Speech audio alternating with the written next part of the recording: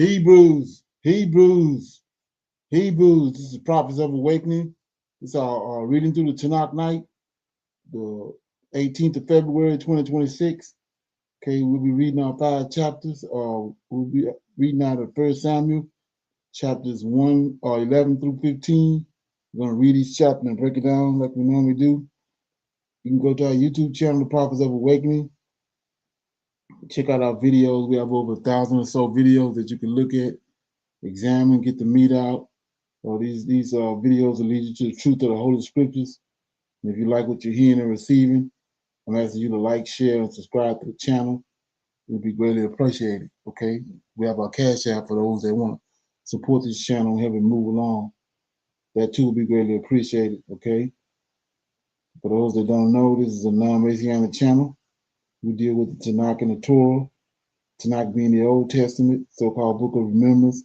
And the Torah is the first 5 books of the Old Testament that was given to Moses by our Savior and our Redeemer, our Deliverer, the Lord of Hosts.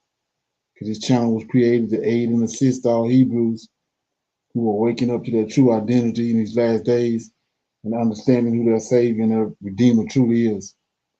Shalom and welcome to the channel. Welcome to our reading through the Tanakh night. Okay, now we're going to do our normal, which is a moment of silence, prayer, psalms. We have some current events, some need to know information. We'll open it up for anybody with questions, comments, any dialogue, testimonies. Then we'll go into our topic for discussion,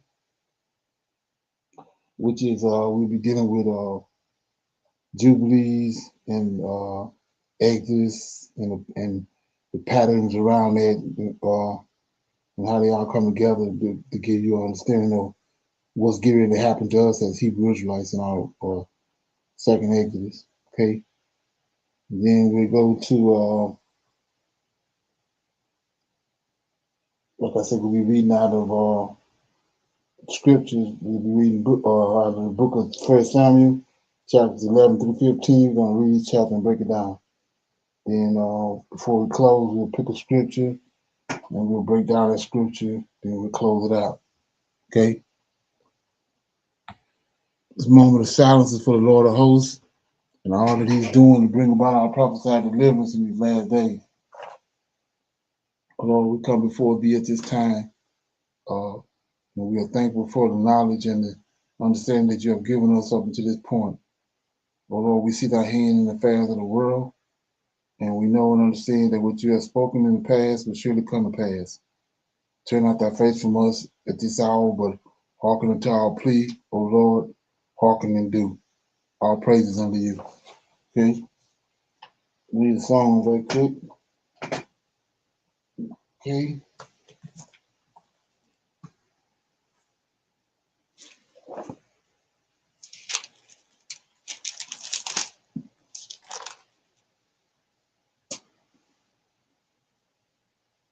Okay, I'll read Psalms 4. It's an evening prayer of trust in God. Okay, Psalm of David. Hear me when I call, O God, of my righteousness. Thou hast enlarged me when I was in distress. Have mercy upon me and hear my prayer. O ye sons of men, how long will you turn my glory into shame? How long will you love vanity and seek after leasing? Selah, but know that the Lord hath set apart him that is godly for himself. The Lord will hear when I call him. Stand in awe and sin not. Commune with your own heart upon your bed and be still. Selah, offer the sacrifices of righteousness and put your trust in the Lord. There be many that say, who will show us any good? Lord, lift thou up the light of thy countenance upon us. Thou hast put gladness in my heart more than in the times that their corn and their wines increased. And I will both lay me down in peace and sleep, for thou, Lord, only maketh me dwell safely.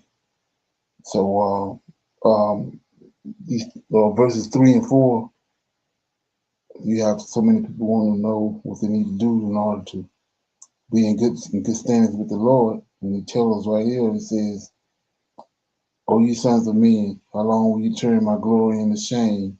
And how long will you love vanity and seek after leases? Then verse 3, but know that the Lord hath set apart him that is godly for himself. The Lord will hear when I call unto him. Stand in awe, sin not, commune with your own heart upon your bed, and be still. Selah. Okay, that's all we gotta do.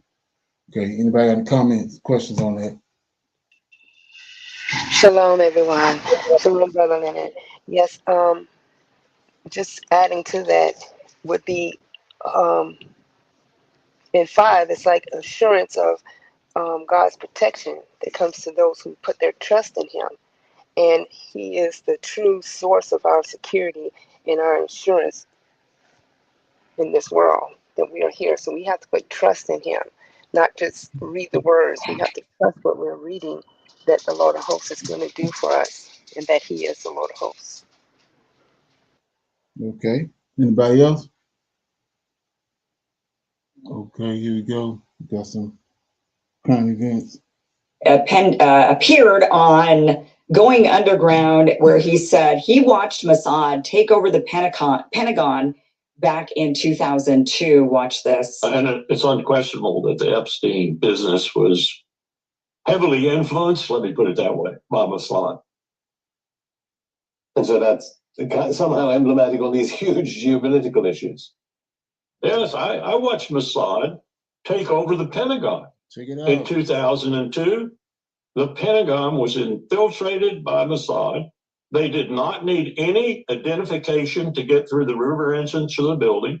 They went upstairs to Douglas Feith, the Undersecretary of Defense for Policy, the third most powerful man in the Defense Department. Occasionally, they went to the second most powerful man, Paul Wolfowitz, the Deputy Secretary of Defense, and they had run of the Pentagon. Donald Rumsfeld, the Secretary of Defense, said to my boss one time, "Hell, I don't run my building. Mossad does."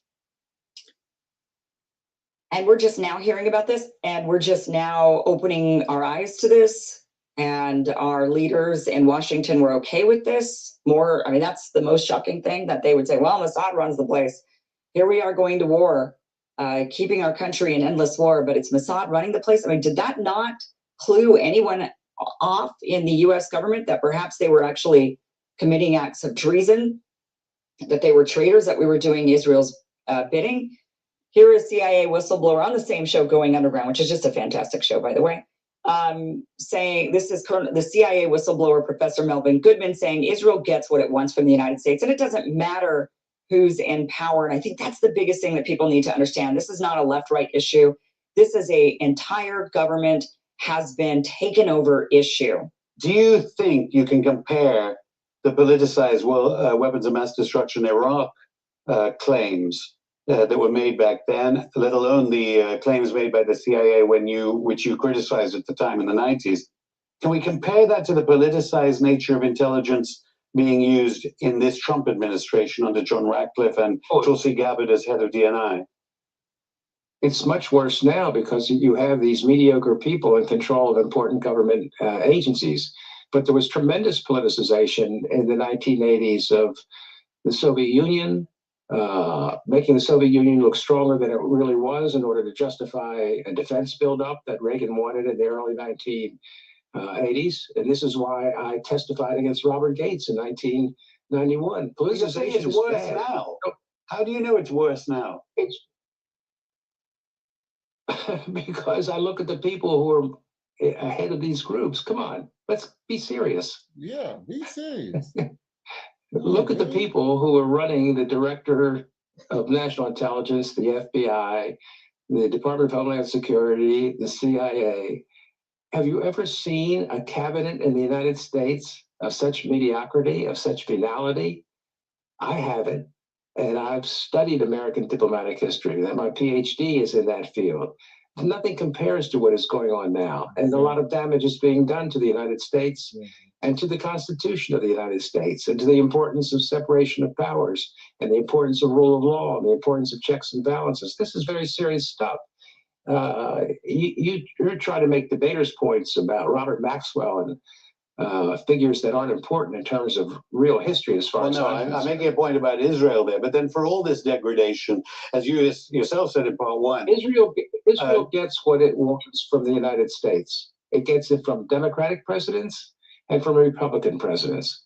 Barack Obama never should have signed that 10-year, $40 billion arms aid agreement because they treated Obama so shabbily in the first place.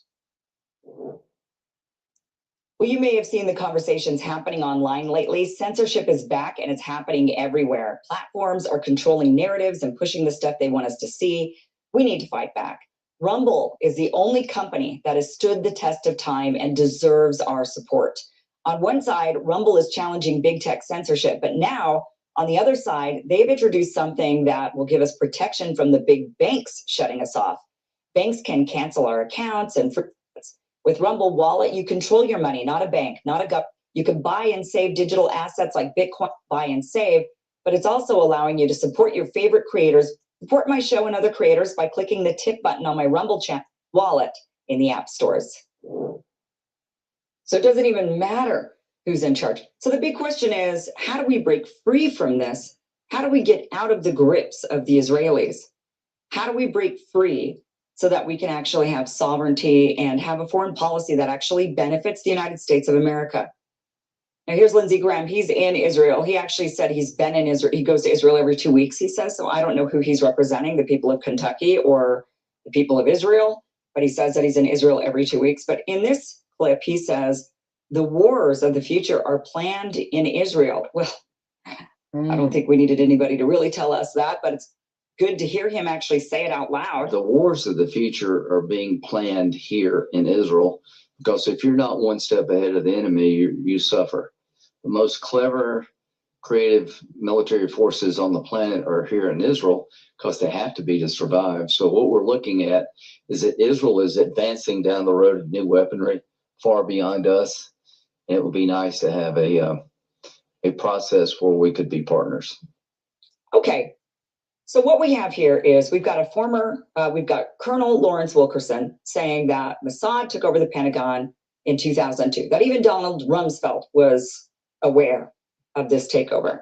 Then you've got the CIA whistleblower. So you got somebody from the Pentagon, somebody from the CIA saying, yeah, Israel gets what it wants from the United States. And it doesn't matter who's in power, left or right, it doesn't matter. Israel is in charge.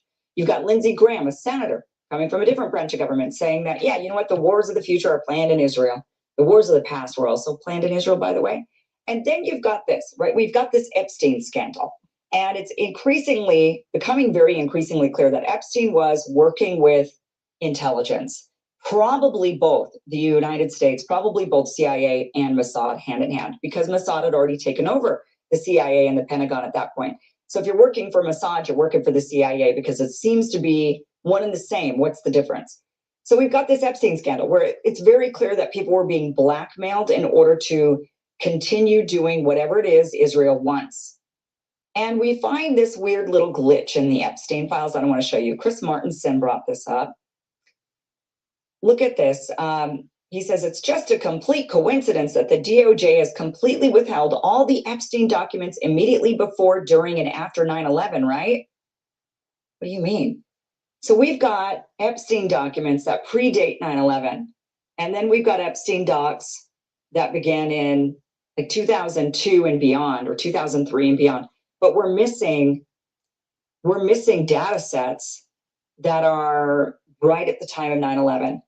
And if Epstein was, in fact, a blackmail operation to ensure that countries like the United States, France, the UK do exactly what it is that Israel wants, is it possible that there are things in those files that point the finger at foreknowledge of 9/11? My guess is yes. We now know pretty much without a shadow of a doubt that Israel had foreknowledge of 9/11. Whether they participated in it or not, we don't really know, but we do know they knew. And many of them cheered the fact that 9/11 happened because they were like, great, now you're going to do what we want you to do. So now we're missing this tranche of documents that happen to be during that time period. I mean, doesn't that seem a little bit suspicious and strange? Seems to be that it is. People are still looking into this, trying to figure out if this is accurate, if there really is this tranche that's missing, what's going on there. But so far, that is what it's looking like. So what? Okay, and feedback on that? What you think?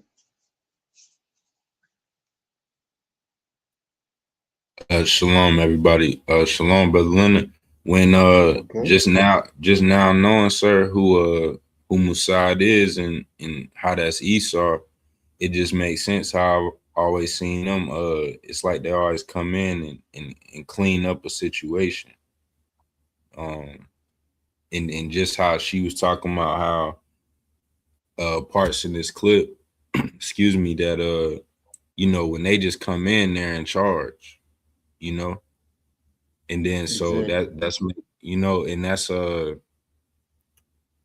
and they're always tied with the US, and it's always something, something military wise, some military infantry, some military operation, and then Mossad come in and take over. So then that, for me, knowing this side of the scriptures, that just shows me who Esau is, and that he's in control right now. Right. And the thing about it is, the thing about it, once you get an understanding of this, and then it doesn't just start with America.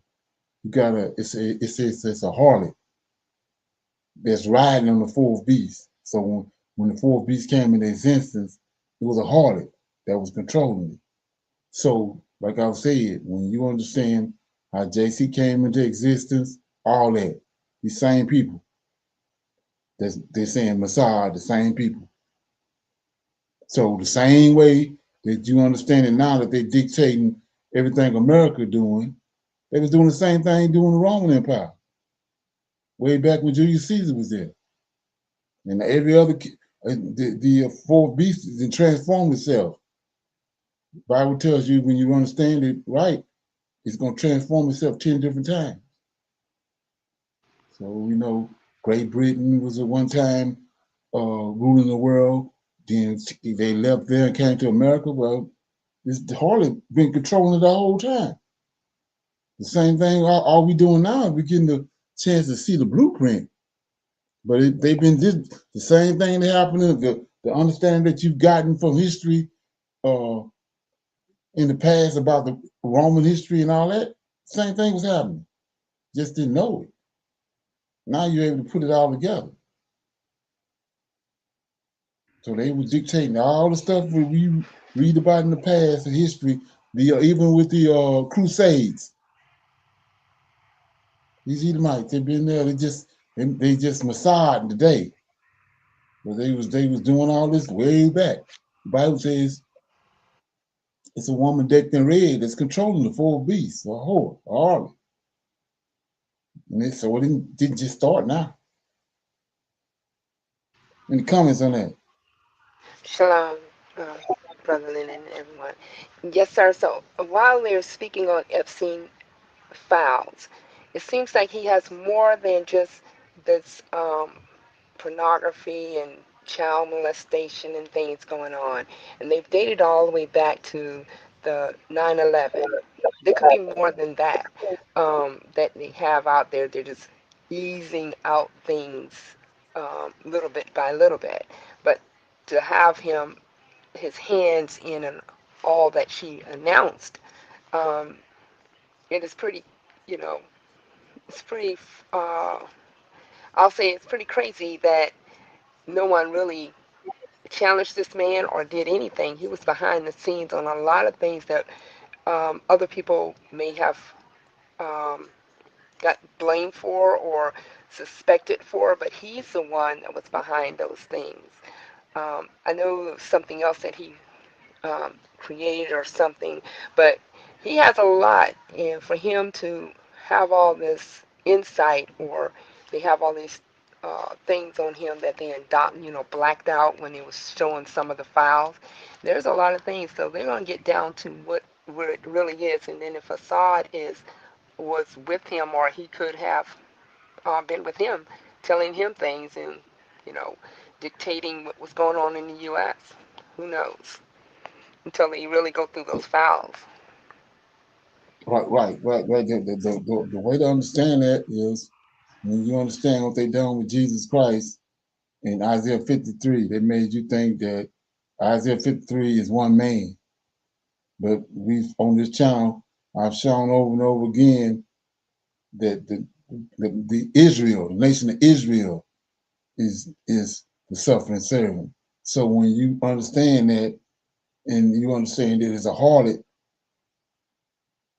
that's controlling the four beasts, it's a nation of people. So it's not just Epstein a pedophile. They are pedophiles. The reason he's able to do all that is a nation of people doing it. The whole nation of Israel that's over there now, that's who they are. That's how they're able to get away with it. It's not just one man. The same way with he says and tells us in Hosea chapter 11, verse 1, that Israel, the nation of Israel, is my son. So when you understand what's going on now in these last days, it's not just one man waking up. It's a whole bunch of men, and so it's the same thing with the harlot. Like I was saying, like the guy was just saying with the 9/11, you had the Pentagon and the Mossad. And then we see the same thing with the Roman Empire back during the time of Herod. Herod went from Palestine, went to Rome, and he laid prostrate on the floor before his brothers, his kinfolk. And they gave him 2 or 3 legions. He came back to Palestine, and he took over Palestine. That's how he became the king of the Jews. So it's same thing been going on, and the scripture is plain about it. Yeah, so that's how they're able to do all this. It's more than just one diabolical man. It's a nation of diabolical men. Churchill, all them folks. Okay, all these secret societies. Yeah. Okay. Anybody else got anything on that? Okay. So with that being said, we'll go to this next video. The American people should be extremely concerned. That is not coming from me. That is coming from other world leaders. That's also coming from people from Iran and also from the Pentagon. Look at this. It says Pentagon warns future wars may hit U.S. soil as direct military threat grows. Now, I've shown you this article several times. And the reason I've shown it to you several different times is for one main reason. The United States is still creating conflict with other nations. Look at this, because again, this is just the start based off what experts are telling us. Watch this. The SWAT teams and hazmat crews swarmed a Las Vegas home. What they found was shocking. A secret biological lab hidden in a garage, right in the middle of a neighborhood. This lab was tied to the same Chinese national who was arrested back in 2023 for operating an illegal biolab in Reedley, California. That's where authorities discovered deadly pathogens, Ebola, HIV, tuberculosis, malaria, and even genetically modified mice. Counterintelligence expert Casey Fleming says those 2 labs are just the beginning of something much more dangerous. He believes Chinese biowarfare is no longer some far-off threat. Okay, so they believe that Chinese biowarfare is no longer a far-off threat, meaning this is becoming more and more concerning. This was in Las Vegas, okay, in the city of Las Vegas, in a suburb, in somebody's garage. The only reason that authorities found it is because some maids got sick. They saw this. They went into a locked garage, saw this, and reported it after they got sick.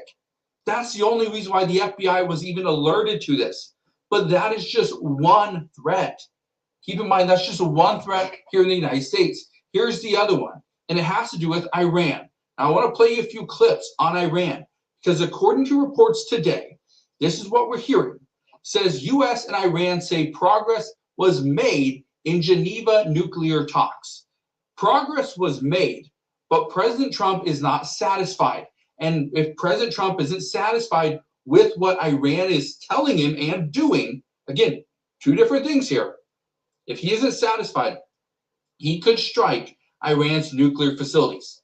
And if he does, this is where the Taliban says that they would support Iran if the United States attacks. That's what we learned just the other day. Nicolas Maduro, and then taking their oil. We didn't do the American people any favors by doing that, because what that did is it put another target on our back. That's what happened. And so right now, according to experts, they say we are at a very high risk level right now. Very high risk. Simply because the United States continues to assist other countries, to dictate what other countries can and cannot do. And some say that they're tired of it. They don't want the United States dictating what they can and can't do. And they definitely don't want President Trump dictating it when President Trump himself isn't listening to what other countries are telling him. So, okay, any feedback on that? Anybody got anything? Cenk. Okay. Shalom, shalom, brother. Oh, go ahead. Mike, go ahead.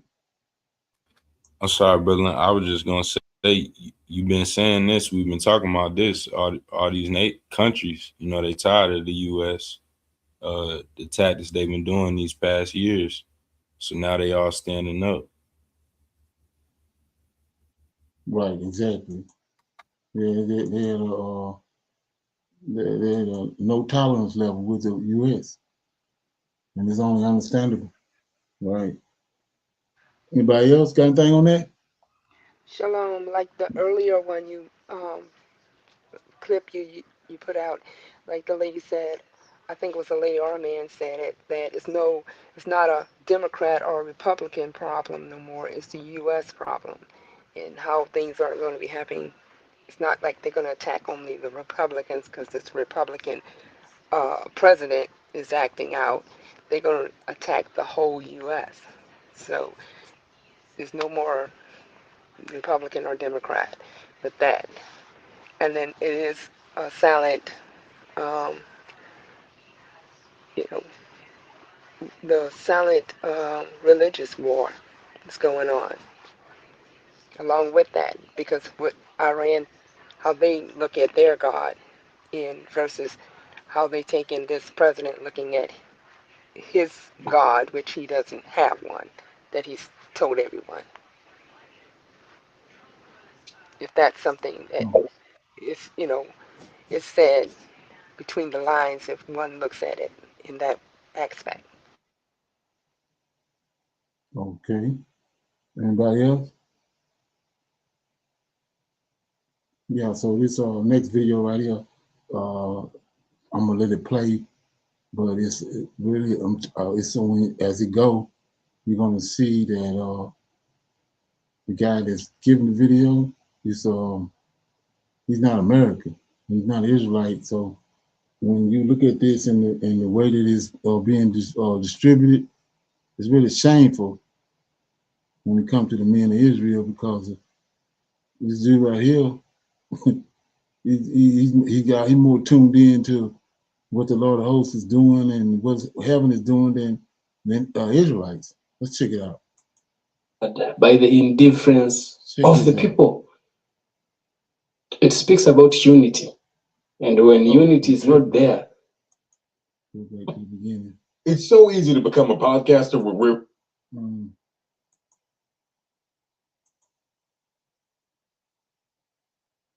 okay, get it right. Here we go. In this sense that they depend on the control of foreign labor, foreign resources. We have 17 years of warfare now in the Middle East, feudal, endless. Meanwhile, so the reason I'm dealing with this video is it's alluding to this guy, this professor, is alluding to. It's a warning, serious warning to Black people about the collapse of America. Okay, so let's look at it.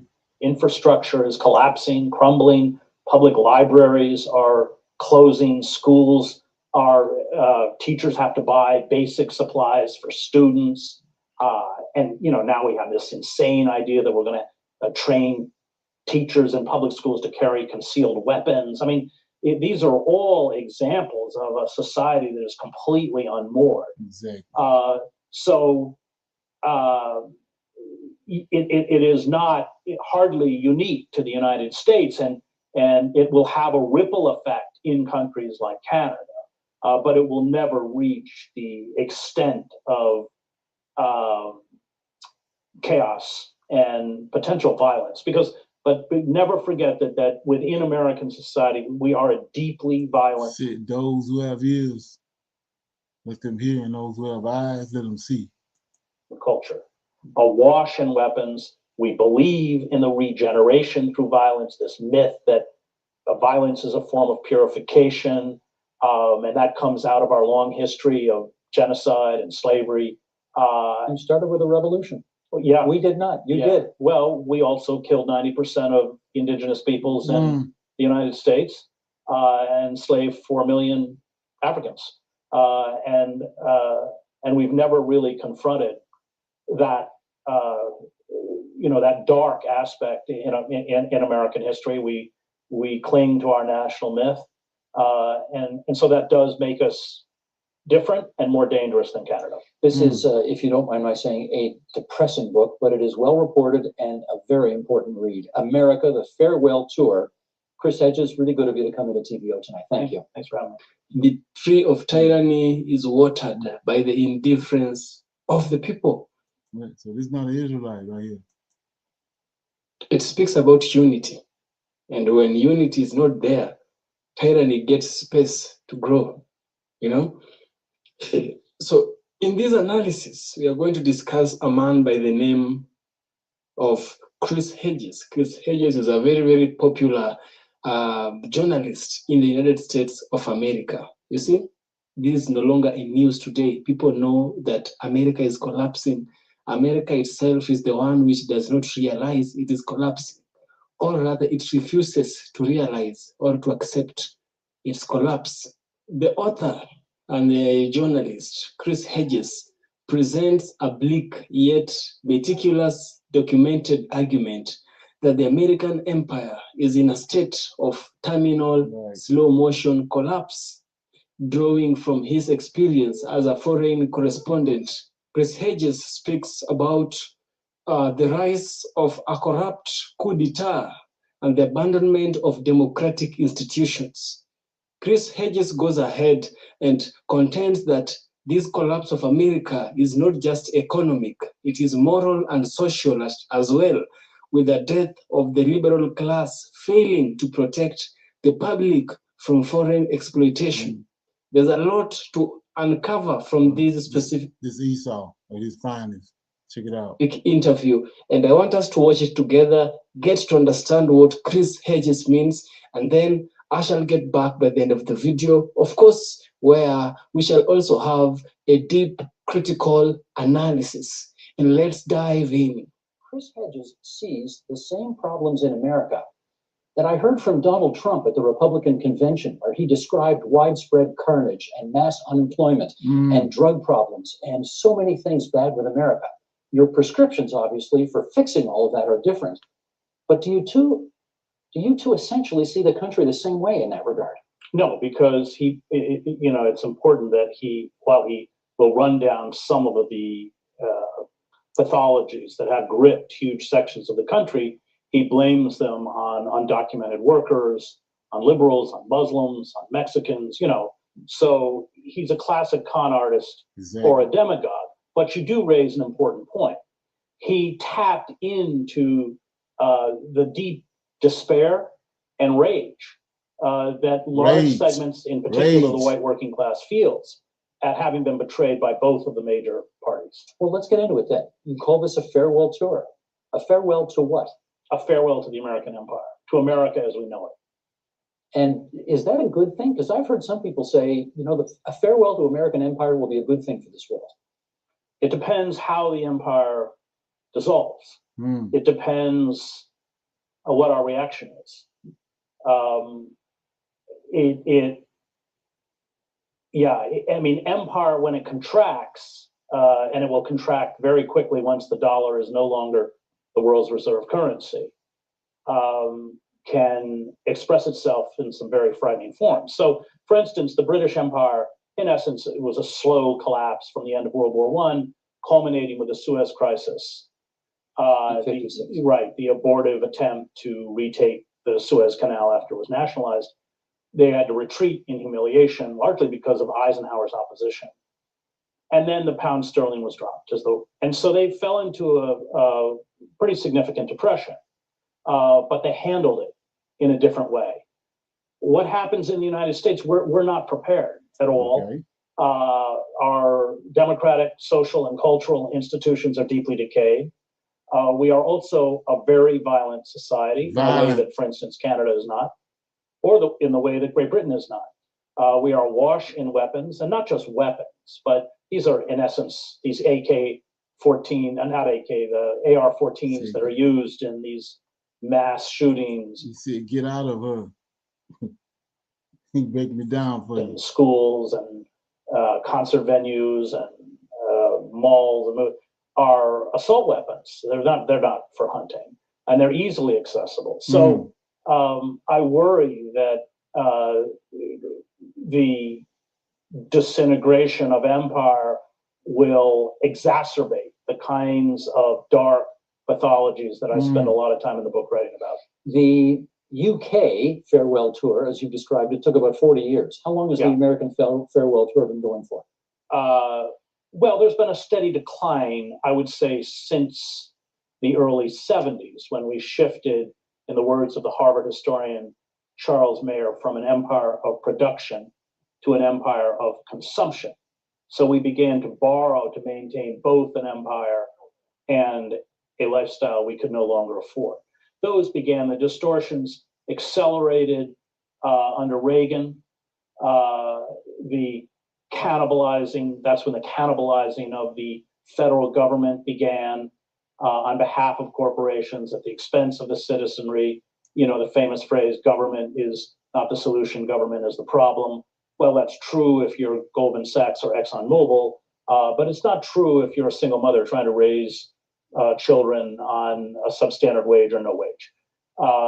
So all of the mechanisms by which democracy was supported, by which opportunity was offered to have been slowly erased. So what the picture is being painted right here is the frog, the old story back in the day with the frog put him in the pot in the hot water. So this what's happening right now with especially Israelites here in America.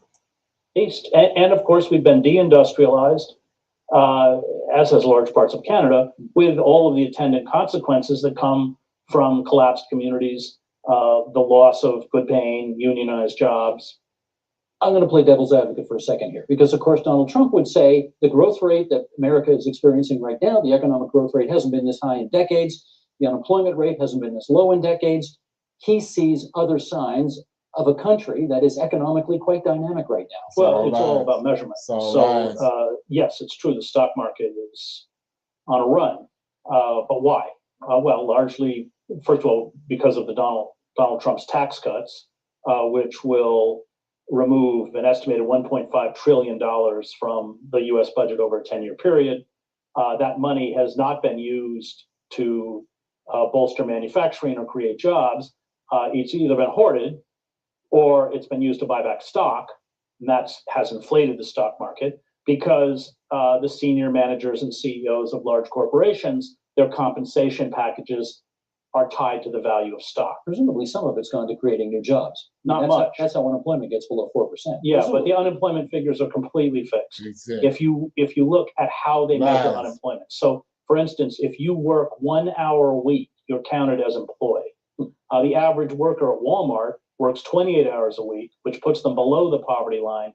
They're counted as employed. If you have stopped looking for work after 4 weeks, you are magically erased from the unemployment rolls. And it doesn't count. So let me shine a light on something real quick. So like I said, when you understand who these people are, that's what I've been breaking down on this channel forever. So you see who they are. They how they concocted JC, the lies. So you got Negroes still holding on to JC, but everything around it is lies. Same thing right here. You ain't trying to get out of here because you listen to the lies they telling you. But my man right here breaking it down and telling you the unemployment is way worse. But let it just keep going. Now, large sectors of the population, students, check it out. Retired people many of whom are now riding around in RV vans, right. Doing temp work for Amazon at Christmas for 12 hours a day in warehouses, prisoners, suicidal. So real unemployment. The LA Times a couple years ago said, real unemployment is pushing probably 17%.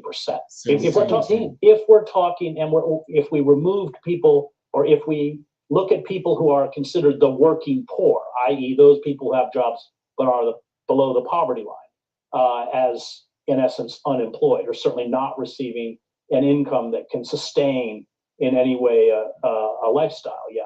I know you're not a massive fan of heartless capitalism, as I just read in 308 pages of the book.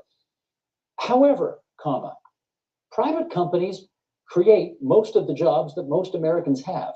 So what do we do about that? Well, I would argue that there are different types of capitalism. So I grew up in a farm town in upstate New York, and I saw the penny capitalism of farmers. Farmers brought their produce in for sale. You had regional capitalism, so a local factory owner who lived in the community, sat on the school board, paid taxes. And then you have corporate capitalism, which is another animal altogether. So when you talk about producing jobs, let's look at Apple. Where are the manufacturing jobs for Apple? Overseas. They're in China. And what are the working conditions for the people they're subcontractors who make Apple products? Not great. It's kind of slave labor. It's huge suicide rates, wage theft. When they don't make quotas, they're not paid. People climbing up on, living in these horrific dormitories.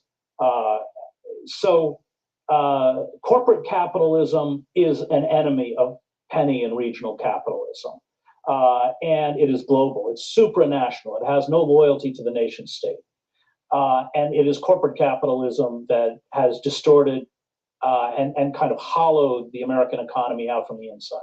When I read your book, I see an America at war with itself between white supremacists and neo-Nazis who are trying to make their claim for the end of the world. I see you describe widespread sexual abuse in a hardcore poor industry that is completely frightening. Opioid and drug abuse and heroin abuse that is off the charts, addictive gambling run amok, widespread, as you've described already here tonight, inadequate employment and underemployment and unemployment, far too much general suffering.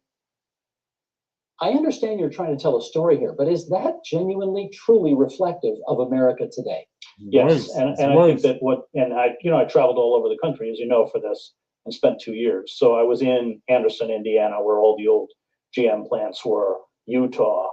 I wrote my gambling chapter out of the Trump Taj Mahal before Trump ever even announced he was running for president. It's in Atlantic City. In Atlantic City. It's now closed. When I was writing, it was in deep decay. I mean, most of the rooms were mothballed. There was mice all, yeah. I mean, the mice were fighting on the floor, and people shooting up in the elevators. So I think what was so disturbing for me writing the book was how many people have been affected, especially in the opioid crisis.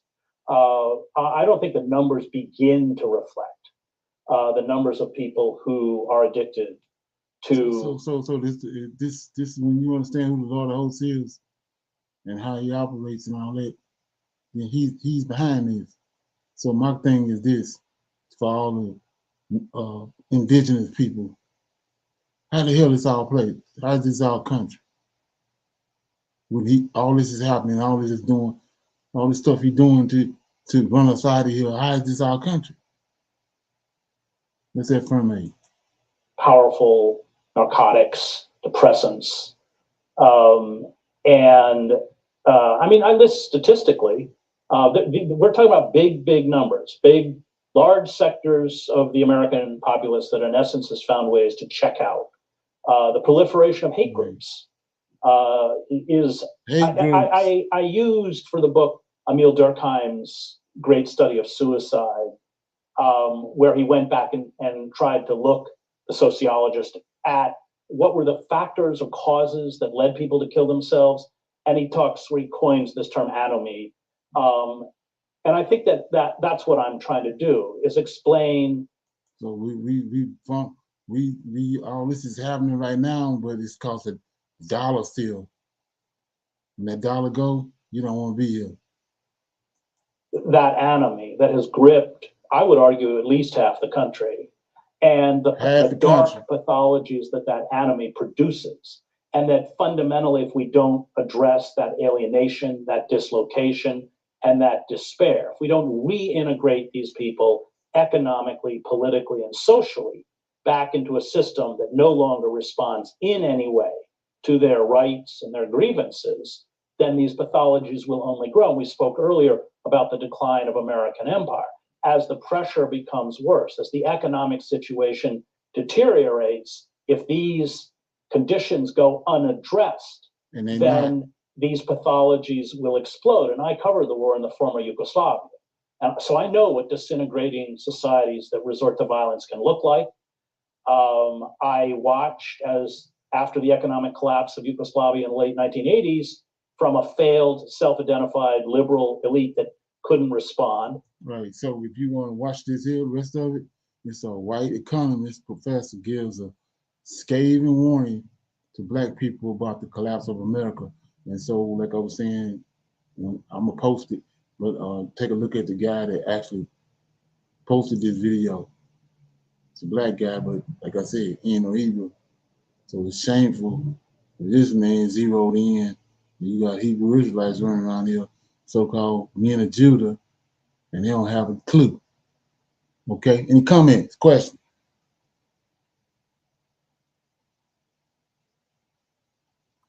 Okay, everybody good? Yeah, so get an opportunity. Like I said, I'll post this video. I'm gonna open it up now for some Q&A. Anybody have any questions, comments, or any dialogue, testimonies, anything they came across they want to talk about? Shalom, everyone. The post that we were looking at, the gentleman who lived in the United States for a long time, then he moved over to Ghana and started, he bought some land in the mountains. I saw that video and it was very interesting. That was just like an eye-opener, how he says that what he want to do with those, that land that he have, 200 acres, and the way he spread it out, that makes more sense than having, tall buildings again and apartment houses and stuff, and how he said being self-sufficient. That was a great video. Thank you so much for sharing it with us. Yeah, okay, so that's happening all over. If you're paying attention, it's happening all over the place. You got Ron Dalton, he over in Botswana. He building a community. They're starting to build these communities all over the place. And to me, it's just like he said in the last days in Ezekiel 38. They come up against Israel, unwalled villages. Okay, so yeah. Anybody else? Anybody else got anything? Okay, I'm gonna play this here. I thought this is pretty interesting. Okay. Germans will never tell their people. Okay.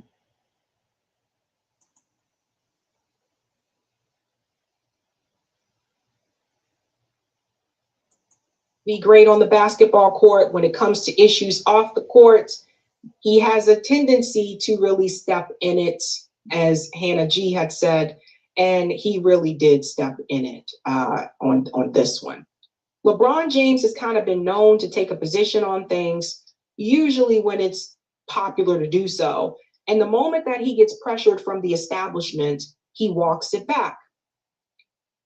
Recently, LeBron James said a statement about Israel that has a lot of people coming after LeBron. And I'm going to show you what he said, and I'm going to show you how not to be like LeBron and how to, I don't know why that just did that.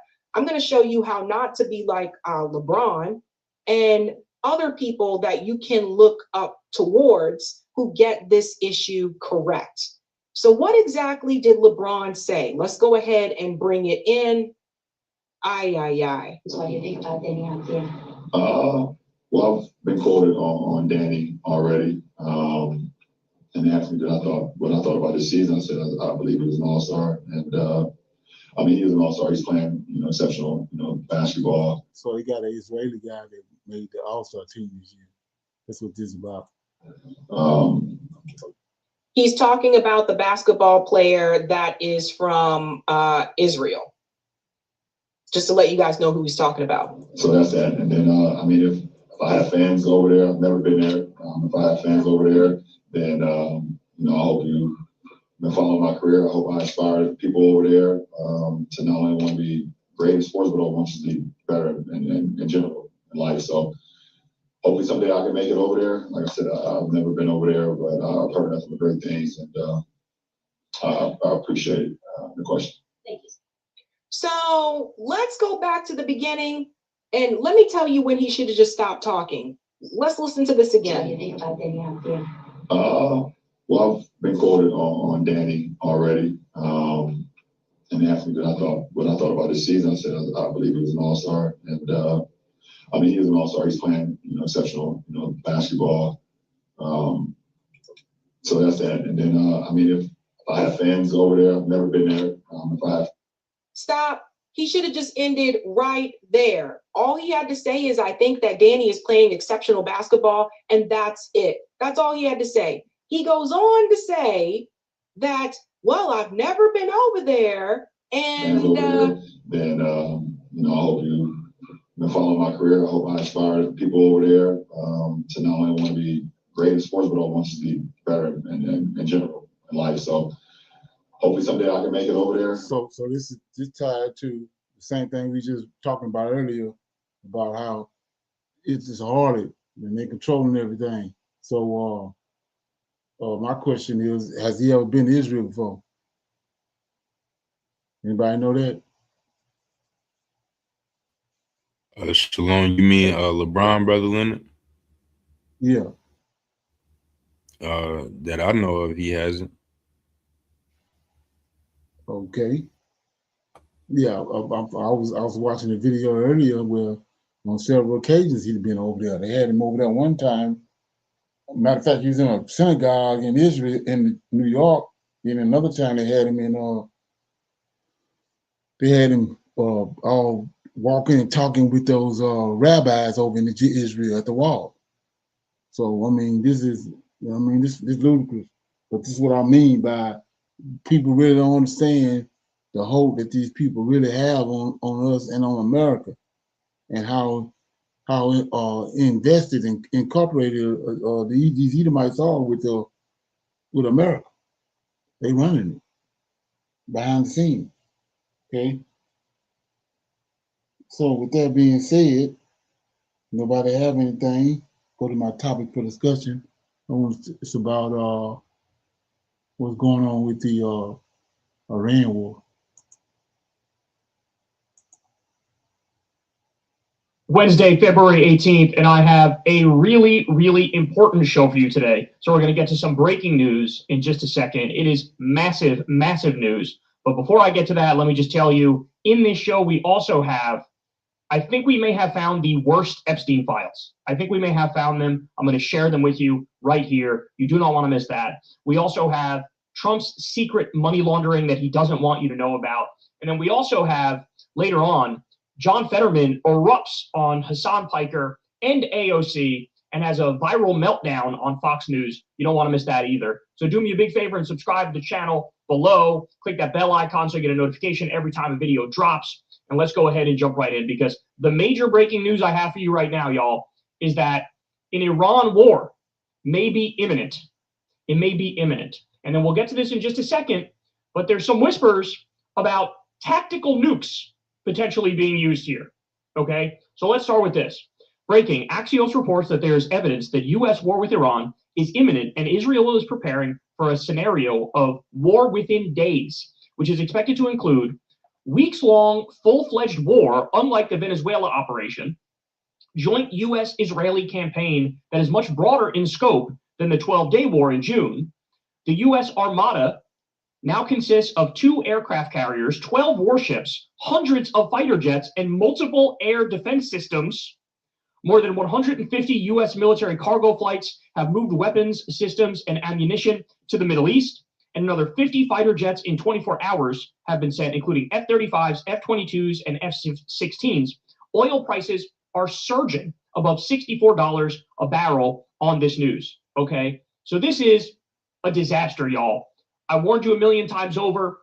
When you look at the Iraq War, we were there for over 20 years. It's all playing. It was a catastrophe. We killed hundreds of thousands of innocent civilians. We displaced millions.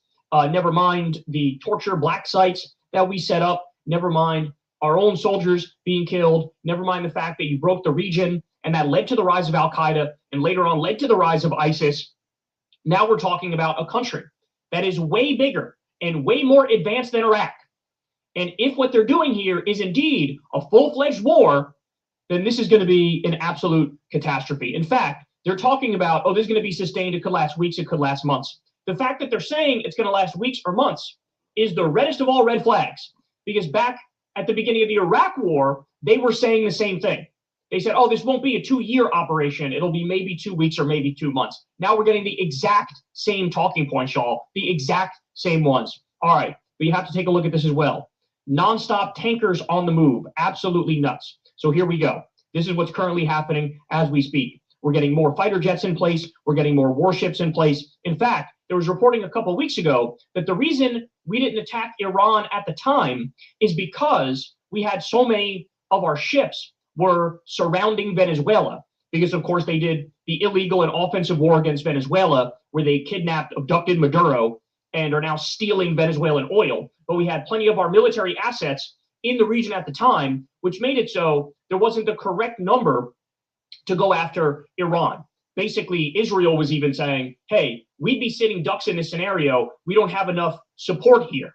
So this is where we're at now, y'all. This is where we're at. All right, now this is the one that, holy shnikes, this should be front of mind for everybody at the moment. So this was just posted on 4chan. Let me read you this. I posted yesterday with a 36-hour timeline. We are now in the 24-hour window. Look for a significant number of Iranian leadership to be exterminated.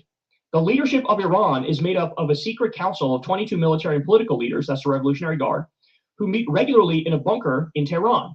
One of their members is a Mossad agent, so they've infiltrated them. Needless to say, this group goes first. Israel knows after the last few years, this is the time to end this shit show, and tactical nukes will take out most of Iran's missile infrastructure in the first strike.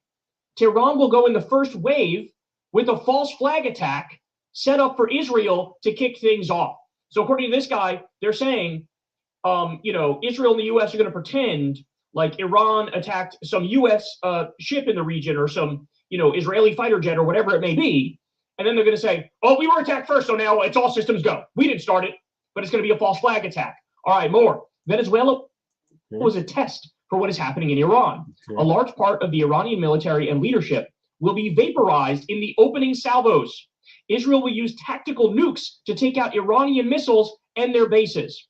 We are about T-minus 3 days now. Okay, let me just pause to point out, it is very possible that this is just somebody talking shit, doesn't know anything about what's actually going on, right? Just, posting something to get a rise out of people. Of course, that's possible. However, having said that, the opposite is also possible, because last night, this was floating around on Twitter. There was an anonymous poster on 4chan in 2023 who exposed the following, that Meta was planning to create an AI that would post for dead people. And then the news just came out that actually is happening, that they're creating this technology where you feed this AI like a couple pictures of a dead parent or something, and you maybe play their voicemail from their phone, put that into the AI, and then based on the voice and based on the picture and based on the characteristics of like how you describe them to be, they can then like basically pretend to be a virtual version of your dead parent. That's actually going ahead, and somebody on 4chan in 2023 posted that was in the works, and they were correct. Okay, now again, that's not conclusive about what's going to happen here with Iran today, but having said that, I was the one who was sounding the alarm when they were surrounding Venezuela with all of these warships, and I was going, I don't think they're doing that for shits and giggles. By the way, I said the same thing when it was with Russian buildup along the Ukrainian border. There were a lot of people who were somehow convinced that Putin is not going to attack. I was like, why would you say that? They're building up the military around the border. Like, if anything, Occam's razor is they probably are planning an attack, and they were. So it was true for Venezuela. It was true for Ukraine. And now you look at this and you go, I don't think they're doing this for shits and giggles, right? Some people are saying, oh, they're doing it to gain a strategic advantage in negotiations, right? But here's the problem with that. There are no actual negotiations. What is there to debate? What is there to discuss? The fact of the matter is Obama made the correct deal with Iran. He made the correct deal. Hey, let us regulate your nuclear program so you can't make nuclear weapons, and we'll give you back your own money that we stole via sanctions. That was the deal. Trump came in there and illegally ripped it up. Biden didn't get back in it. Now Trump is back in office. Now what the Trump regime is saying is, oh yeah, maybe we'll make a deal with you, but you need to not only give up any potential nuclear weapons, you also need to give up any and all potential nuclear power, even if it's just for your power grid or scientific research. Oh, and by the way, you need to give up all of your ballistic missiles. That's not a negotiation. That's a fucking shakedown. That's a ruse. And they're lying. They know Iran can't accept those terms. So what they're doing is they're going to go, oh, we tried to negotiate and they slapped it down. So it's on them. Now we're going to attack. Right? Meanwhile, again, the terms were preposterous. The terms had a poison pill in it. Of course, Iran can't give up their ballistic missiles. You got Israel, who's threatening to fucking topple their government all day, every day. They can't go through a single weekend without pointing out that they want the Iranian regime to be changed. So what do you want them to just agree to be sitting ducks and then basically get taken out immediately? Like, okay. Any feedback on that? Anybody got anything? Shalom, Brother Leonard. Sound like they want Iran to be defenseless. Oh yeah, exactly right. But they don't care if they're defenseless or not. They setting it up like they did Saddam Hussein, making it like I was saying. When you looking in today's society, the global society, you can't just run up and start blowing up and killing everybody. So they paint this picture as if they're trying to be civilized and negotiate, but they ain't. Like he just said. You look at the terms. You telling them to give up all this stuff, and then you already sitting there knowing Israel already want to get them in a certain place to knock them off. And then the crazy part about the whole thing is these people that told you they the Israelites and they didn't came back. They're supposed to be peace. Everywhere they go is war. That's the crazy part about it. Well, yeah. Check this out. Like I said, every time breaking now everything you hear is Israel in it in these last days. The past couple of hours, today, February 18th, 2026. Take a look at the latest headlines with me. A maximum alert. Netanyahu orders the Home Front Command to prepare for potential war with Iran. State of maximum alert declared across various in a state of peace. Security agencies, reports the media. Utopia. I've got a ton of headlines coming out for you. It looks like the United States and Israel are preparing for war with Iran. Let's go ahead and take a look at some more headlines coming out here. Israel will be a central arena of potential U.S.-Iran conflict, the IDF general says. We are now hearing, you're going to be seeing it in the headlines, they are assessing a 90% chance we are about to enter into a long-term war with Iran. United States and Iran at an impasse after the Geneva nuclear talks. This coming out 4 hours ago. Trump moves closer to a major war with Iran. So again, just to clarify, this is not going to be a one-time strike like we saw last year with those nuclear facilities. We're talking about an extended war with attacks and retaliations back and forth. U.S. and Iran war could be imminent and take weeks, sources warn. After the latest nuclear talks, we're hearing things are falling apart and fast. So I've been watching this and looking at it, and it dawned on me when you go to Second Ezra, I'm always talking about that. Daniel was Gabriel came to Daniel and he gave him a interpretation of what was going to happen with the four beasts. But he came to Ezra and he gave him a more in-depth understanding of it. And that's how I know that the 10 toes is not no 10 men at the end of time going to come together with the Antichrist. It's the fourth beast is going to transform itself 10 different times. It started out with the Roman Republic, went down to Charlemagne, went to the Ottoman Empire, British, what's that guy named? Leopold, Belgium.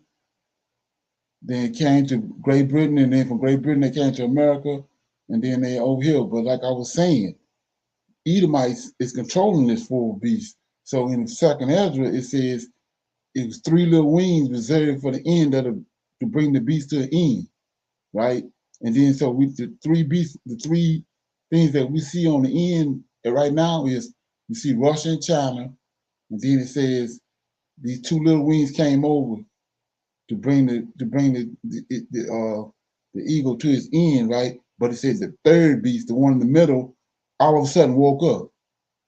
Could there not be Edomites? That's what we're looking at. He said the middle here awake all of a sudden, and it ate up it ate up the wings on the right side, then turned to ate up the wings on the left side. Not that funny, man. So anyway, anybody got any comments or anything else before we start reading out of First Samuel? Okay, yeah. So with that being, yeah. Shalom, everyone. Well, I read that Iran has their nuclear bombs that they're preparing as well for this war. Okay. What do you mean by that? Well, they have, we have missiles and all that stuff, and we have nuclear bombs too. But we have nuclear weapons that could just wipe their whole country out, if they tried to do a nuclear bomb to us. So are they looking to wipe the whole country of Iran out? No, they trying to neutralize it. That's why he was saying he was mentioning those certain type of bombs they had. They're gonna go in like they just done. They just gave us an example how they just neutralized Venezuela. They have their capabilities, but they don't want us. They don't want people to know it. But it's coming out now, and it's not America. It's Israel. They have these capabilities. The guy Pence just told us.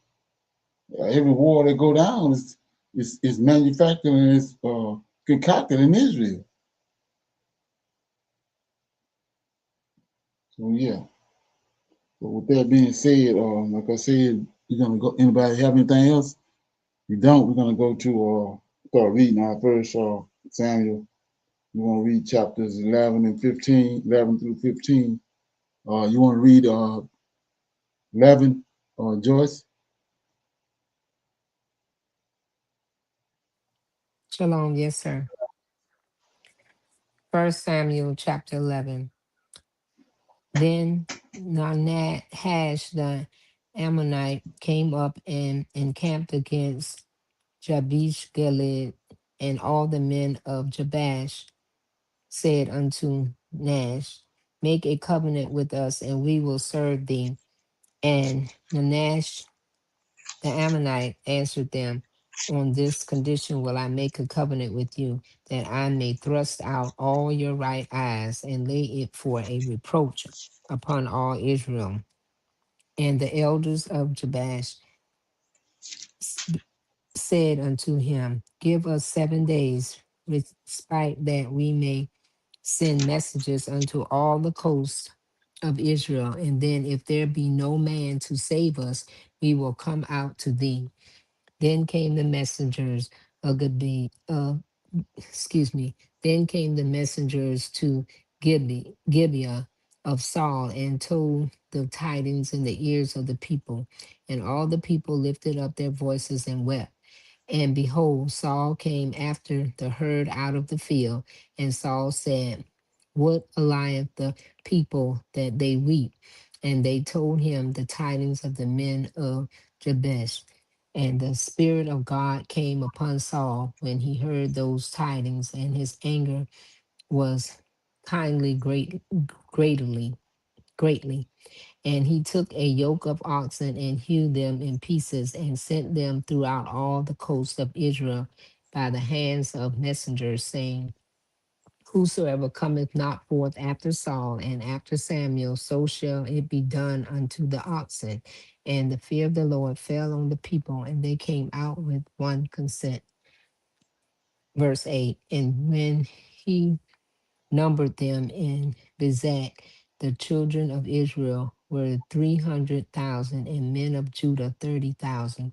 And they said unto the messengers that came, Thus shall ye say unto the men of Jabesh Gilead, tomorrow by that time the sun be hot, ye shall have help.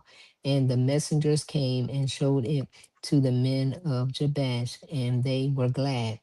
Therefore the men of Jabesh said, Tomorrow we will come unto you, and ye shall do with us all that seemeth good unto you. And it was so on the morrow that Saul put the people in 3 companies, and they came into the midst of the host in the morning watch, and slew the Ammonites until the heat of the day. And it came to pass that they which remained were scattered, so that 2 of them were not left together. Verse 12. And the people said unto Samuel, Who is that said, Shall Saul reign over us? Bring the men that we may put them to death. And Saul said, There shall not be a man be put to death this day, for today the Lord hath wrought salvation in Israel. Then said Samuel to the people, Come and let us go to Gilgal and renew the kingdom there. And all the people went to Gilgal, and there they made Saul king before the Lord in Gilgal, and there they sacrificed sacrifices of peace offerings before the Lord. And there Saul and all the men of Israel rejoiced greatly. That was chapter 11 of First Samuel. Okay, got anything on that? I have a question on 2. And Nahash the Ammonite answered them, On this condition will I make a covenant with you, that I may thrust out all your right eyes and lay it for a reproach upon all Israel. What is the metaphor of your right eyes? Well, it's not a metaphor. He gonna take their That's white the eyes out. Yeah. oh So wow, you go to okay. chapter verse 8, and you see that Bizak. If Yes, you go sir. back and if you got a study Bible, it'll take you to this guy right here. He cut all the Mhm. men big toes off. Okay. You probably heard that before. He cut all of them thumbs and their big toes off, and the reason being is that's how your man balance himself Right. with his thumbs. He balances himself with his hands, with his thumbs, and he balances himself his feet with his toes. So he cut all of them thumbs and toes off, big toes. Okay. And to So take this the that. yoke. uh Go ahead. I'm sorry. And to take the yoke of oxen and cut them and hew them into pieces, is that a metaphor of something too? Now, same. That's Same remember the thing. Levite. Yes, sir. The Levite cut the woman up in 12 pieces. Yep, sure did. Yep. Right. Okay. So yeah. You're gonna read chapter 12 and 13. I'll read 14 and 15. AJ.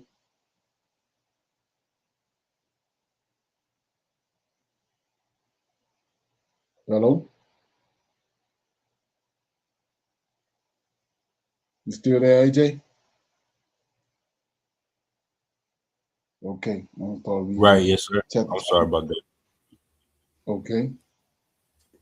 Chapter I'm gonna read 12, 12 sir. and 13. 12 and 13. I'll read 14 and 15. Right, yes, sir. And it says, Samuel, a just judge, and Samuel said unto all Israel, behold, I have hearkened unto your voice, and all ye said unto me,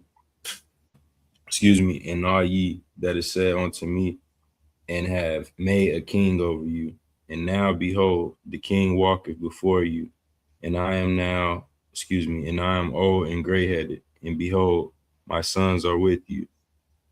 And I have walked before you from my childhood until this day. Behold, here I am, witness against me before the Lord, and before his anointed, whose ox have I taken, or whose ass have I taken, or whom have I defrauded, whom have I oppressed, or of whose hand have I received any bribe to blind mine eyes therewith, and I will restore it to you. And they said, thou hast not defrauded us, nor oppressed us, neither hast thou taken aught of any man's hand. And he said unto them, the Lord is witness against you, and his anointed is witness this day, that you have not found aught in my hand. And they answered, he is witness. And Samuel said unto the people, it is the Lord that advanced Moses and Aaron, and that brought your fathers up out of the land of Egypt. Now therefore stand still, that I may reason with you before the Lord of all the righteous acts of the Lord, which he did to you and to your fathers. When Jacob was come into Egypt, and your fathers cried unto the Lord, then the Lord sent Moses and Aaron, which brought forth your fathers out of Egypt, and made them dwell in his place. And when they forgot the Lord their God, he sold them into the hand of Sisera, captain of the host of Hazar, and into the hand of the Philistines, and into the hand of the king of Moab, and they fought against them. And they cried unto the Lord and said, we have sinned because we have forsaken the Lord, and have served Balaam and Ashtaroth. But now deliver us out of the hand of our enemies, and we will serve thee. And the Lord sent Jeroboam and Beden and Jephthah, and Samuel, and deliver you out of the hand of your enemies on every side, and you dwelt safe. And when you saw that Nahash, the king of the children of Ammon, came against you, and you said unto me, nay, but a king shall reign over us, when the Lord your God was your king. Now therefore, behold, the king whom you have chosen, and whom you have desired, and behold, the Lord has set a king over you. If you will fear the Lord and serve him and obey his voice, and not rebel against the commandment of the Lord, then shall both you and also the king that reigneth over you continue following the Lord your God. But if you will not obey the voice of the Lord, but rebel against the commandment of the Lord, then shall the hand of the Lord be against you, as it was against your fathers. Now therefore stand and see this great thing, which the Lord will do before your eyes. Is it not wheat harvest today? I will call unto the Lord, and he shall send thunder and rain, that you may perceive and see that your wickedness is great, and that you have, which you have done in the sight of the Lord, in asking you a king. So Samuel called unto the Lord, and the Lord sent thunder and rain that day, and all the people greatly feared the Lord and Samuel. And all the people said unto Samuel, pray for thy servants unto the Lord thy God, that we die not. For we have added unto all our sins this evil, to ask us a king. And Samuel said unto the people, fear not, you have done all this wickedness. You turn not aside from following the Lord, but serve the Lord with all your heart. And turn ye not aside, for then should you go after vain things, which cannot profit nor deliver, for they are vain. For the Lord will not forsake, forsake his people, for his name's great sake, for his great name's sake, because it hath pleased the Lord to make you his people. Moreover, as for me, God forbid that I should sin against the Lord in ceasing to pray for you.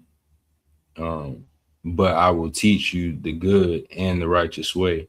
Only fear the Lord and serve him in truth with all your heart. For consider how great things he have done for you. But if you shall still do wickedly, you shall be consumed, both you and your king. And shalom. That was 1 Samuel chapter 12. Okay, you got anything on that? Brother Leonard, in verse 14, sir, when it said, they told you straight up, the Lord of hosts said, or Samuel told him, if you will fear the Lord and serve him and obey his voice and rebel not against the commandment of the Lord, then shall both you and also the king that reigneth over you continue to follow the Lord your God. And so that voice from Exodus 23, the Most High told the Israelites, the tribes of Jacob, to obey the voice of this Lord right here. And I know that after this, they went astray, and Saul did too. Right. So the same thing and same voice right here, the same voice in Exodus 23, it's the Lord of hosts. Right. Sure. That's what Samuel dealing with. Samuel dealing with the Lord. Samuel's talking just like Moses. Moses talking to the Lord of hosts. But the thing I was wanting to shine a light on right quick while we here was, if you go to let me get Judges right quick. Yeah, go to Judges chapter 3. I'm always reading this verse, but these scriptures right here add a little more light to it. So if you go to chapter 2 of Judges, it says, and this point blank, chapter 2, verse 1, and the angel of the Lord came up from Gilgal, see that? Gilgal, to Beckham, and he said, this angel, I made you to go up out of Egypt, and I have brought you into the land which I swore unto your fathers. So this is who talking to Abraham, Isaac, and Jacob, this angel, right? And I said, I will never break my covenant with you. So this angel one got the covenant. So you say, what are you talking about? Well, you go back to chapter 11. Chapter 11 is the end of it. And you'll see that when you start to read it. It says chapter 12 of 1 Samuel chapter 11, verse 12. And the people said unto Samuel, who is he that said, shall Saul reign over us? It says, bring the men that we may put them to death. And Saul said, there shall not a man be put to death this day, for today the Lord have wrought salvation in Israel. See, they thought it was a man. They said the Lord have wrought Israel, this angel. But check it out. It says, then said Samuel to the people, come, let us go to Gilgal. We just read in Judges, the angel came up from Gilgal and said, I'm the one that's brought you out of Egypt, right? So here they go in Gilgal. Let us go to Gilgal and renew the kingdom there. Then 15, all the people went to Gilgal, and there they made Saul king before the Lord in Gilgal, this angel. And there they sacrifices. So they sacrificed to this angel. See that? Sacrifices of peace offering before, see that? The Lord. And there Saul and all the men of Israel rejoiced greatly. It's another example. I was looking at that whenever it was being read. Okay.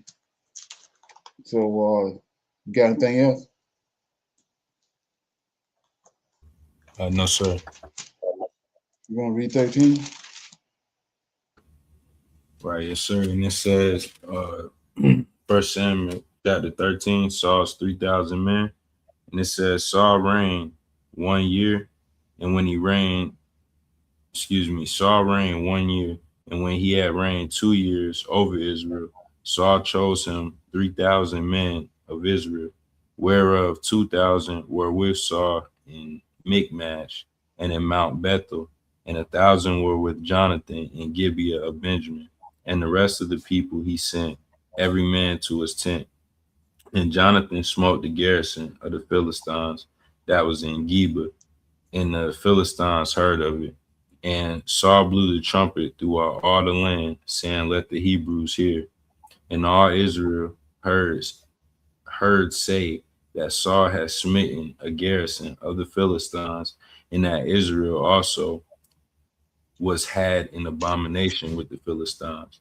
And the people were called together after Saul to Gilgal, and the Philistines gathered themselves together to fight with Israel, 30,000 chariots and 6,000 horsemen, and people as the sand which is on the seashore in multitude. And they came up and pitched in Michmash, eastward from Bethaven. When the men of Israel saw that they were in a strait, for the people were distressed, then the people did hide themselves in caves, and in thickets, and in rocks, and in high places, and in pits. And some of the Hebrews went over Jordan to the land of Gad and Gilead. As for Saul, he was yet in Gilgal, and all the people followed him trembling. And he tarried 7 days, according to the set time Samuel had appointed. But Samuel came not to Gilgal, and the people were scattered from him. And Saul said, Bring hither a burnt offering to me, and peace offerings. And he offered the burnt offering. And it came to pass that as soon as he had made an end of offering the burnt offering, behold, Samuel came, and Saul went out to meet him, that he might salute him. And Samuel said, What hast thou done? And Saul said, Because I saw that the people were scattered from me, and that thou comest not within the days appointed, and that the Philistines gathered themselves together at Michmash. Therefore said I, the Philistines will come down upon me to Gilgal, and I have not made a supplication unto the Lord. I forced myself, therefore, and offered a burnt offering. And Samuel said to Saul, Thou hast done foolishly. Thou hast not kept the commandment of the Lord thy God, which he commanded thee. For now would the Lord have established thy kingdom upon Israel forever. But now thy kingdom shall not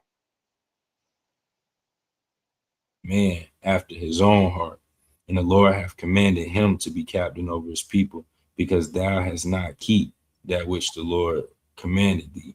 Excuse me. And Samuel arose and gat him up from Gilgal unto Gibeah of Benjamin. And Saul numbered the people that were present with him, about 600 men. And Saul and Jonathan his son and the people that were present with them abode in Gibeah of Benjamin. But the Philistines encamped in Michmash. And the spoilers came out of camp of the Philistines in 3,000 companies. One company turned onto the way that leadeth to Ophir, onto the land of Shaw, and another company turned the way to Beth Horon, and another company turned to the way of the border that looketh to the valley of Zeboim toward the wilderness. Now there was no smith found throughout all the land of Israel, for the Philistines said, Lest the Hebrews make them swords or spears. But all the Israelites went down to the Philistines to sharpen every man his share, and his coulter, and his axe, and his mattock. Yet they had a file for the mattocks, and for the coulters, and for the forks, and for the axes, and to sharpen the goads. So it came to pass in the day of battle that there was neither sword nor spear found in the hand of any of the people that were with Saul and Jonathan, but with Saul, but with Saul and with Jonathan, his son, was there found. And the garrison of the Philistines went out to the passage of Michmash and Shalom. That was 1 Samuel chapter 13. Okay, got anything on that? Brother Leonard, I have a question right there in verse 13. Not even a particular verse, but just right there, verse 12 actually, where it says that Saul offered his sacrifice. That's he wasn't permitted to do that, right? The Levites are only ones to do that. Am I correct about that? Right. That's if you remember, they played that on the House of David. Right. Yes, sir. Remember when Saul and David Saul and Samuel was standing in the back of that wagon? Okay. And Saul told him, he said, "You can't. You went off." He said, "Because Saul wants to be everything. He wants to be the high priest, and he wants to be the priest, and he wants to be the king." Right. But he making an excuse that he didn't want to not please the Lord, so that's why he done it. But he wanted to be the one to do the he want to be the one to do the honors when that has nothing to do with him. He's not a priest. He's a king. Right. Yes, sir. So that's where he lost his kingdom at, right there. The same way when it was taken away from Solomon, when they told Solomon that the king was going to be taken away from him, same way right here.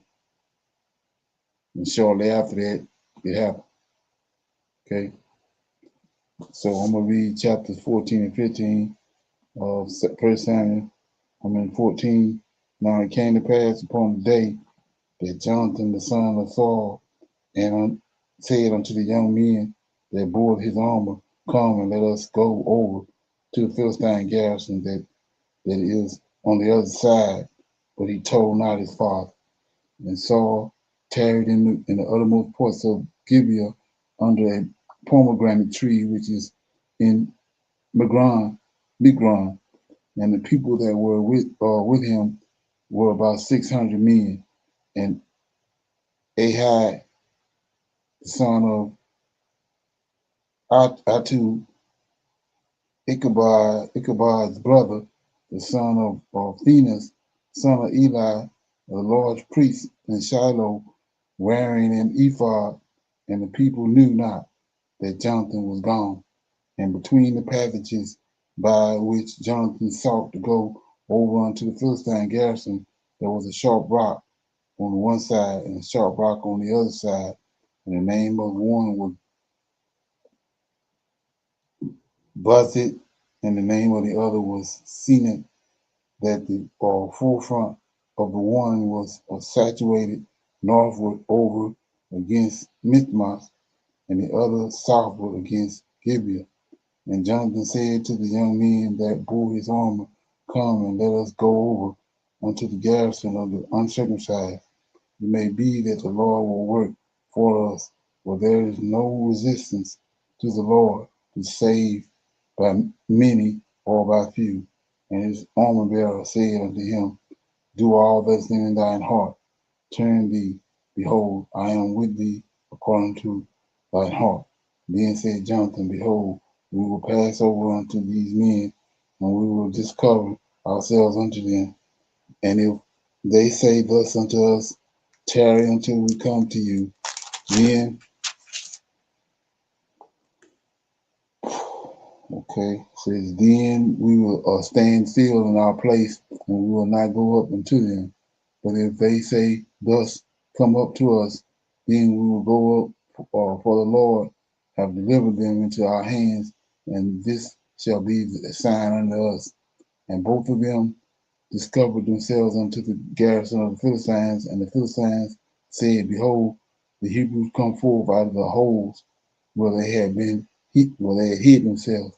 And then the men of the garrison answered Jonathan and said, and his armor bearer, and said, Come up to us, and we will show you a thing. And Jonathan said unto his armor bearer, Come up after me, and the Lord hath delivered them into the hands of Israel. And Jonathan climbed up upon his hands and upon his feet, and his armor bearer after him, and they fell before Jonathan, and his armor bearer slew after him.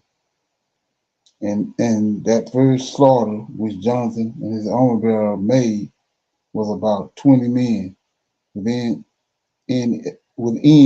as they were a half acre of land which a yoke of oxen might plow. And there was a trembling in the host, in the field, and among all the people, the garrison and the spoilers, they also trembled, and the earth quaked. So it was a very great trembling. And the watchman of Saul and Gibeah of Benjamin looked, and behold, the multitude melted away, and they went on beating down one another. Then said Saul unto the people that were with him, Number now, and see who is gone from us. And when they had numbered, behold, Jonathan and his armor bearer was not there. And Saul said unto Ahab, Bring hither the ark of God, for the ark of God was at the time with the children of Israel. And it came to pass, while Saul talked unto the priest, that the noise that was in the host of the Philistines went on and increased. And Saul said unto the priest, Withdraw thine hand. And Saul and all the people that were with him assembled themselves, and they came to the battle. And behold, every man's sword was against his fellow, and there was a very great discomfiture. Moreover, the Hebrews that were with the Philistines before that time, which went up with them into the camp from the country round about, even they also turned to be with the Israelites that were with Saul and Jonathan.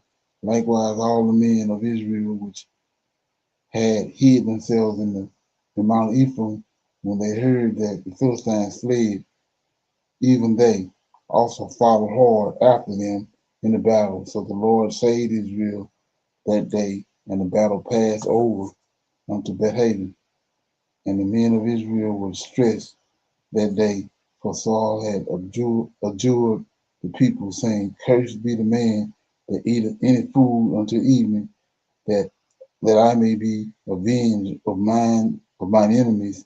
So none of the people tasted any food, and all they of the land came to the woods, and there was a honey upon the ground.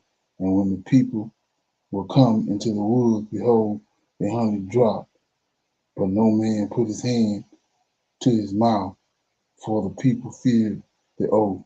But Jonathan heard not when his father charged the people with the oath. Therefore, he put forth the end of his rod that was in his hand, and dipped it in the honeycomb, and put his hand to his mouth, and his eyes were enlightened. Then answered one of the people and said, Thy father straightway charged the people with an oath, saying, Cursed be the man that eateth any food this day. And the people were faint. Then said Jonathan, My father hath troubled the land. See, I pray you, how mine eyes have been enlightened, because I tasted a little of this honey. How much more, if happily the people had eaten freely today of the spoils of their enemies which they found, or had there not been now a much greater slaughter among the Philistines. And they smote the Philistines that day from Mishmah to Ajalon, and the people were very faint. And the people flew upon the spoil, and took sheep and oxen and calves, and slew them on the ground, and the people did eat them with the blood. Then they took Saul, saying, Behold, the people sinned against the Lord, and that sinned against the Lord. In that day they ate with the blood. And he said, ye have transgressed. Roll a great stone unto me this day. And Saul said, disperse yourselves among the people, and say unto them, bring me hither every man his ox, and every man his sheep, and slay them here, and eat, and sin not against the Lord, in eating with the blood. And all the people brought every man his ox with him that night, and slew them there. And Saul built an altar unto the Lord, and in the same way the first altar that he had built unto the Lord. And Saul said, let us go down after the Philistines by night, and spoil them until the morning light, and let us not leave a man of them. And they said, do whatsoever seemeth good unto thee. Then said the priest, let us draw nigh hither unto God. And Saul asked counsel of God, shall I go down after the Philistines? Wilt thou deliver them into the hands of Israel? But he answered him not that day. And Saul said, draw ye near hither all the chiefs of the people, and know and see wherein this sin has been this day. For as the Lord liveth, which saveth Israel, though it be in Jonathan my son, he shall surely die. But there was not a man among all the people that answered him. Then said he unto all Israel, be ye on one side, and I and Jonathan and my son, and Jonathan my son will be on the other side. And the people said unto Saul, do what seemeth good unto thee. Therefore Saul and said unto the Lord God of Israel, give a perfect lot. And Saul and Jonathan were taken, but the people escaped. And Saul said, cast lots between me and Jonathan my son, and Jonathan was taken. Then Saul said unto Jonathan, tell me what thou hast done. And Jonathan told him and said, I did but taste a little honey with the end of the rod that was in mine hand, and lo, I must die. And Saul answered, God do it so, and more also, for thou shalt surely die, Jonathan. And the people said unto Saul, shall Jonathan die, who have wrought this great salvation in Israel? God forbid. As the Lord liveth, there shall not one hair of his head fall to the ground, for he have wrought with God this day. So the people rescued Jonathan, that he died not. Then Saul went up from following the Philistines, and the Philistines went to their own place.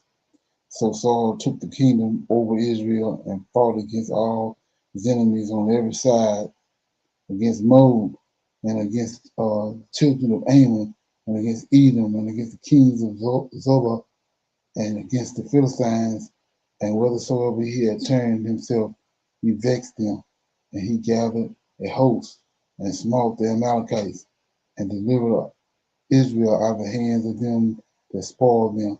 Now the sons of Saul were Jonathan, and Ishalu, and Metelash, I can't say that, and the name of his two daughters were these. The name of the firstborn was Merab, and the name of the younger was Michelle.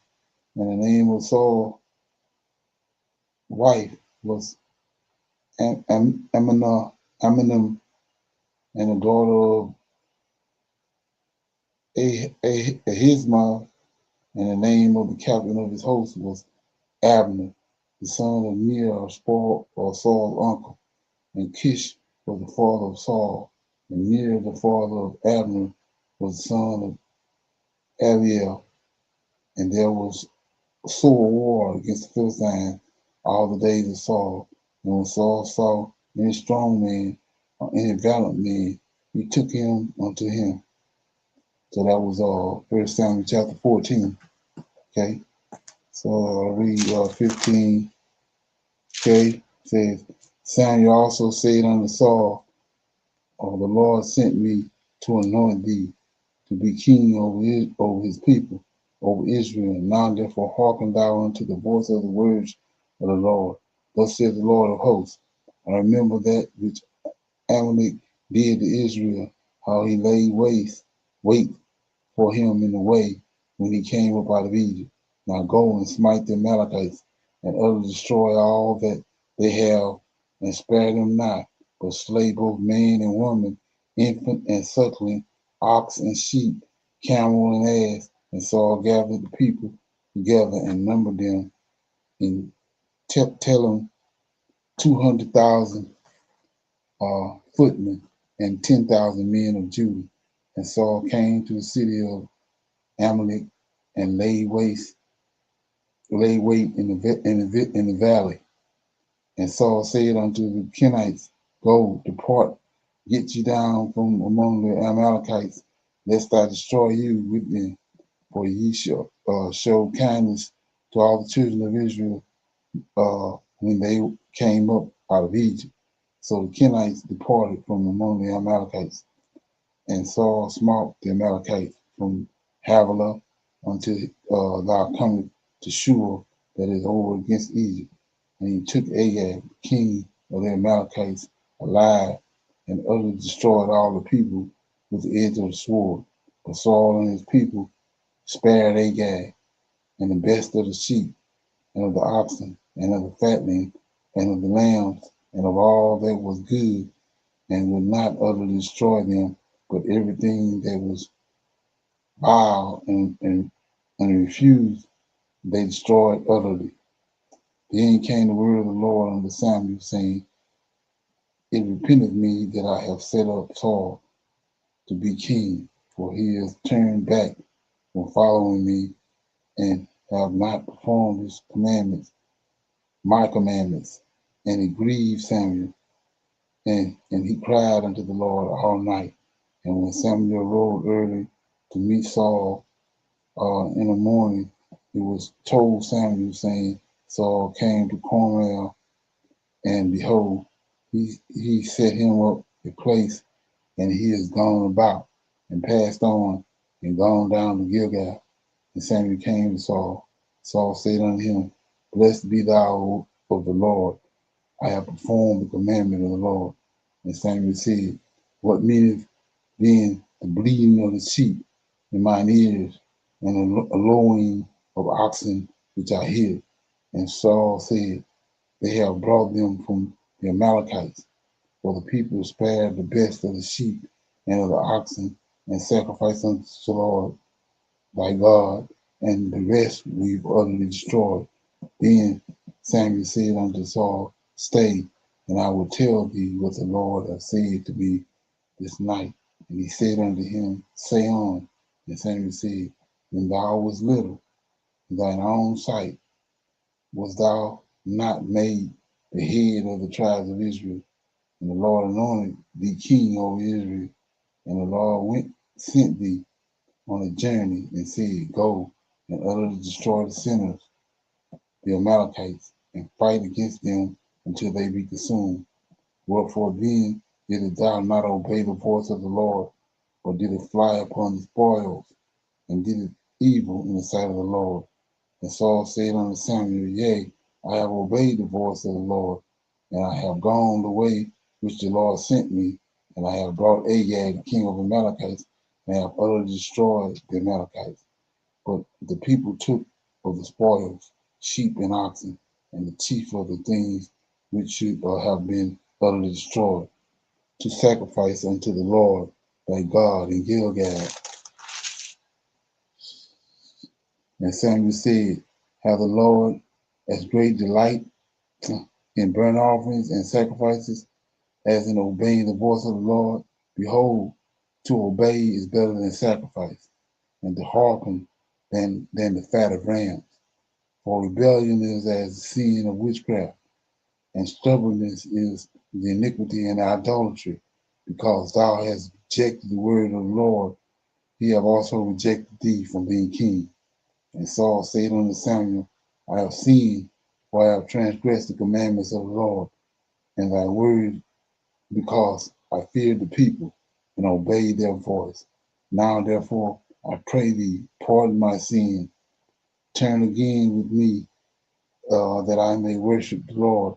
And Samuel said unto Saul, I will not return with thee, for thou hast rejected the word of the Lord, and the Lord have rejected thee from being king over Israel. And as Samuel turned about to go away, he laid hold unto the skirt of his mantle, and he rent.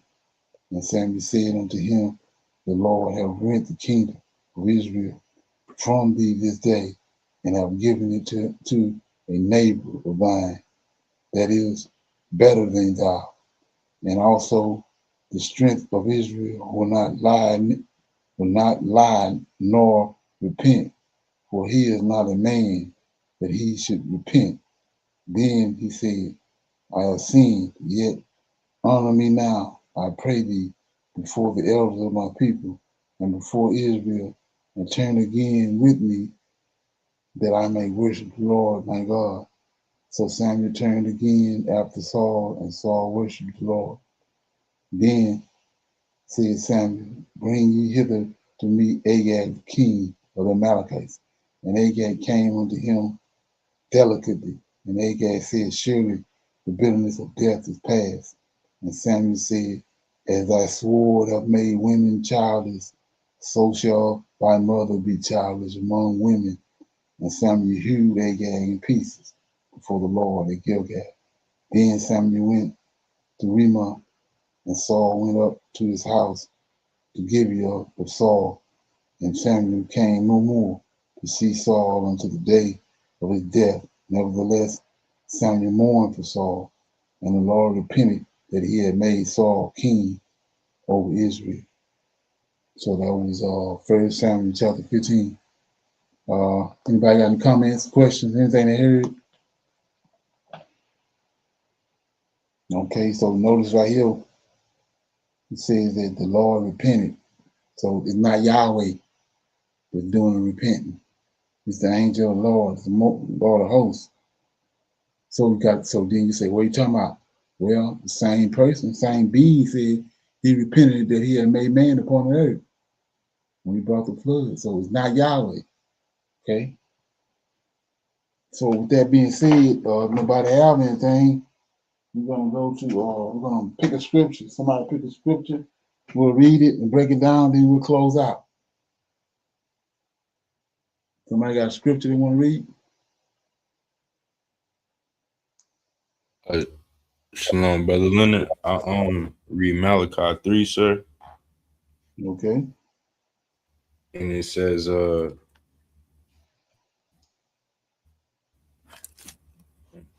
says, behold, I will send my messenger, and he shall prepare the way before me, and the Lord whom you seek shall suddenly come to his temple, even the messenger of the covenant whom you delight in. Behold, he shall come, saith the Lord of hosts.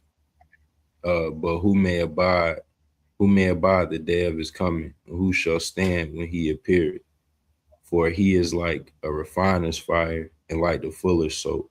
And he shall sit as a refiner and purifier of silver, and he shall purify the sons of Levi, and purge them as gold and silver, that they may offer unto the Lord an offering in righteousness. And shalom. That was Malachi chapter 3, verses 1 through 3. Okay. So what's your take on that?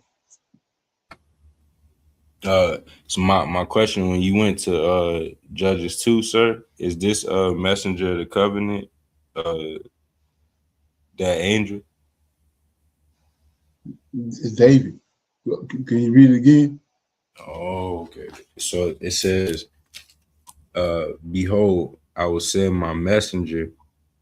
Behold, I will send my messenger, and he shall prepare the way before me, and the Lord whom you seek shall suddenly come to his temple, even the messenger of the covenant come, saith the Lord of hosts.